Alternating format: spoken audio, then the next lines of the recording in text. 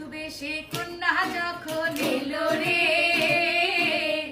যেন খুশির বন্যা বয়ে গেল রে। ও বধূ বেশে কন্যা যখন এলো রে, যেন খুশির বন্যা বয়ে গেল রে। সম্পর্ক বদলে গেল একটি পলকে, কে আপন কে যে পর হলো রে। বধূ বেশে কন্যা যখন এলো রে, যেন খুশির বন্যা বয়ে গেল রে। ও বধূ বেশে কন্যা যখন এলো রে, যেন খুশির বন্যা বয়ে গেল রে।